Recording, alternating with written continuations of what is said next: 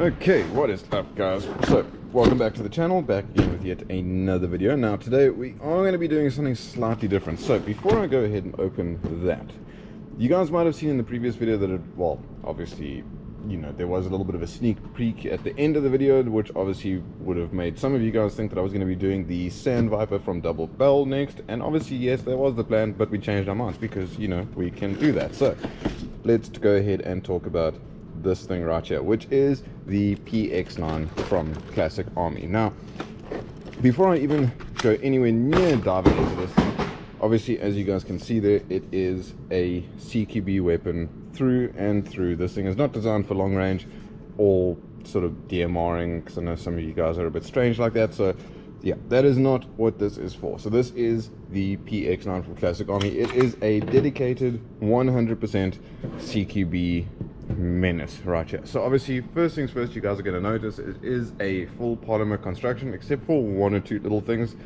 like these sort of stock tubes or stock rails, stock pins, those are metal. Obviously, everything else is pretty much polymer construction, which obviously means therefore it's light.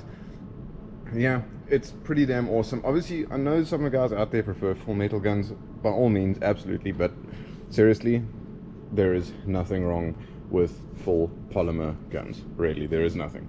Absolutely nothing wrong with them. This thing in its current form, because obviously it is a 9mm sort of lower receiver, this thing is thick as all hell. So whatever ideas that you have in your head that polymer or plastic as such is not as strong, throw those ideas as far away as you possibly can, because it is simply not the case with this thing. So obviously you've only got single side safeties, so you know, no ambi controls there, but nevertheless not that big of a deal. So let's go ahead and talk about the internal. So inside this wonderful little thing, you're going to be finding a version 2 gearbox, which is pretty much the same gearbox that pretty much any other version 2 or any other M4 style weapon runs.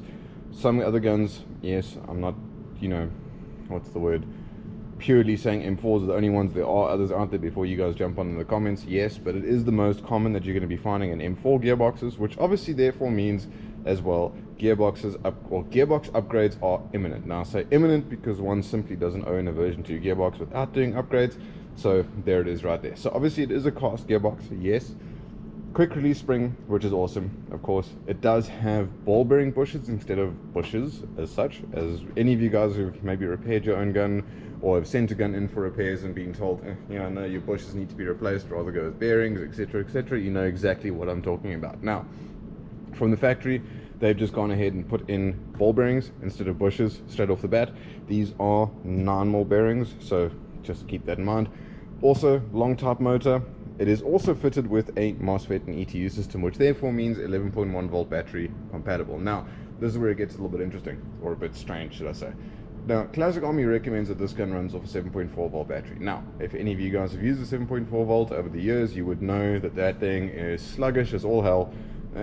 No, you can almost count the seconds between trigger pull and actual fire. So yeah, 7.4 is pretty much dead technology. I understand why it's there, but let's not even bring that anywhere near this equation right here. So that being said, with it being fitted with a MOSFET and ETU, it is 11.1 volt battery compatible. Now that is going to be your happiest sort of bet, I can promise you right now. If you guys decide to go ahead with one of these, do yourself a favor and just get 11.1 straight off the bat. You're going to be much happier. Just avoid 7.4 at all cost.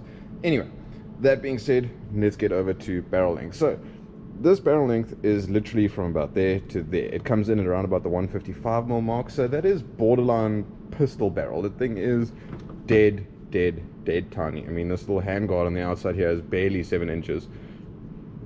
I did not just measure that. It's barely 7 inches, but it's roughly about 155mm in a barrel. Now, obviously, that means you're not going to be reaching out and touching guys at like 120 odd meters. It's just not the case. But then again, this weapon is not designed for that. It is super short, super compact.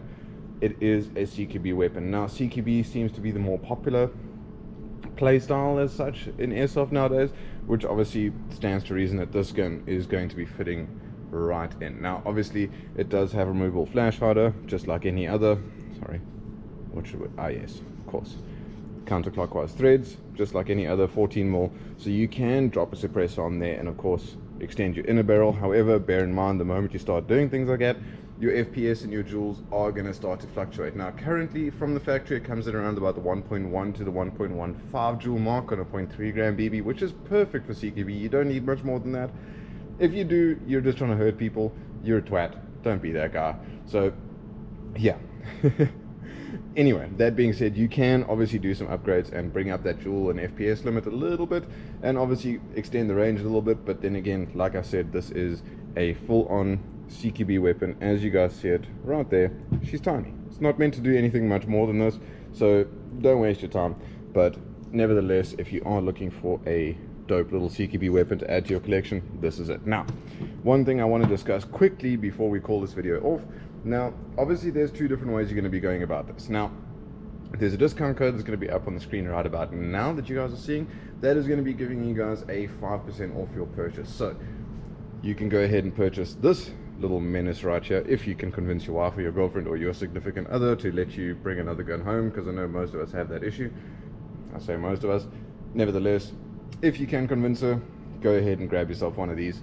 Use that discount code and that's going to get you 5% off. Now, there is also a combo package going on at the moment with this. Now, in the combo package, you're going to be getting goggles, you're going to be getting mask, you're going to be getting a cap, you're going to be getting 2 bags of BBs, 11.1 volt battery, and a charger, as well as this yummy little bad boy right here. And of course, that same discount code will apply to that. You'll get you 5% off. But remember guys, that code is only valid until the end of August, and there's only 5 or 6 of these left now. So while stocks last, go ahead and grab them before they're gone, and then you'll boo-hooey and woe is me. So go ahead and get on that train right now. Grab yourself a PX9 before they're gone. Obviously they will come back again, but they'll be a couple of months before they do get back, and who's to say there's ever going to be a special like this again? So that being said guys, go ahead, grab yourself a PX9. Don't forget to use that discount code, get your 5% off, and we'll see you guys in the next video.